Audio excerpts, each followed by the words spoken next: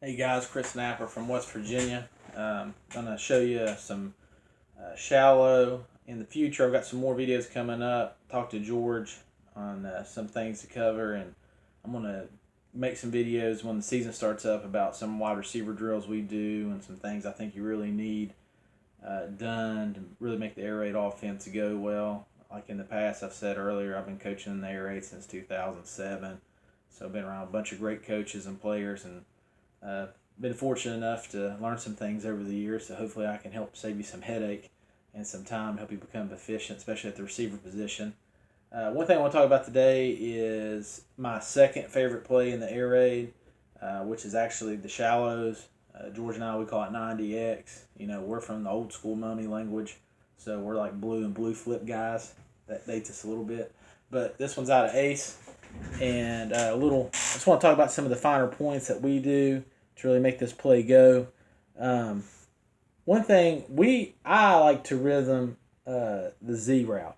Okay, so I tell the quarterback his first route goes to that post. I'm also a big believer in when you can ever tell a receiver how many steps to run his route in, it really makes it easier on you. Okay, I played wide receiver about 50 pounds ago, and when I was like on the 43-yard line, if somebody said, "Hey, you need to run a 15 to 13 curl route," I'm trying to do math and get lined up quick. It just slows you down. So I really feel like if you can tell your receivers the number of steps they take in a route, the better off you are.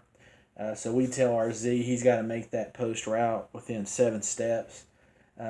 Another thing is that's really big on this play is the wise route, okay, or whoever's running a hunt.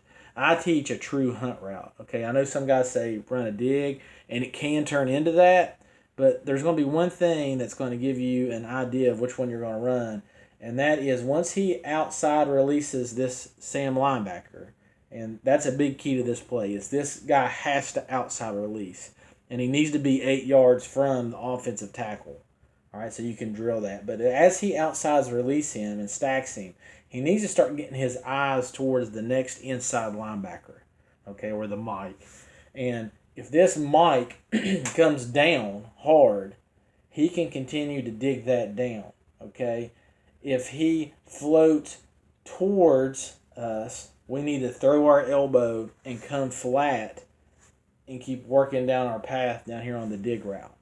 All right. Another thing he might do is he might try to widen a little bit or drop vertically back. We see that a lot in the air raid. These guys will start dropping back into these hooks over here, and that's where you could really set it down inside of this area. But the key to running the hunt route, and we do this in practice, we have a drill with it. I'll play right here, and we're giving him the hunt read, and we just tell him if he did it right or not.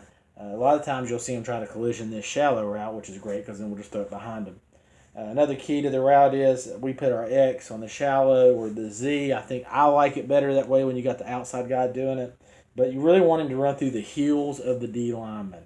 Okay, and another thing is once he gets to about right here, if he's going to catch the ball, he needs to peek out towards the grass where he's going to be running, because the best plays that I've ever had off of this is where the receiver goes all the way to the numbers and then comes up the sideline, right? Now, obviously, if they're in some type of cover two and the quarterback messed up and there's somebody in the flat, you'd want to tight turn that and get vertical.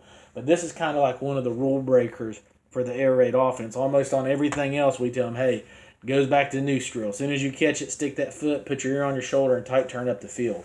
This one is a little different. This is a rule breaker. You can go all the way to the numbers and then wheel it up if you would like. What we do, we like putting this H on a corner route. One reason I like that is because sometimes, why are we calling shallows? They're usually in a too high structure. They're trying to take away verticals. But now you got teams that like to roll. They'll roll the safeties and go. They'll show two and they'll play one. They'll flip it real quick. So, our quarterback can rhythm this post. And if they roll to that and the safety drops in here, we can also go back to this corner route. And I kind of like it because it kind of gives you automatic scramble rules too. So just another way to get our H on a corner route. Tell him to run it in 8 steps. If he does it any less than that, he'll break too quick.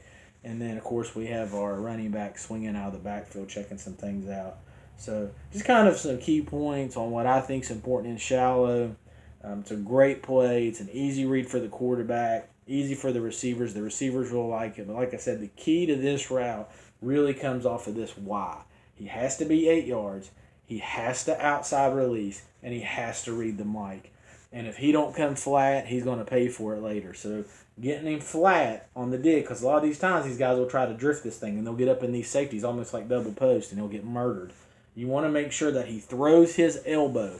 And what I tell them is it's almost like they've got a piece of glass on their back, and they really need to throw that elbow running full speed and try to break that glass on their back to come flat. And if you get them doing that, they'll beat it pretty well.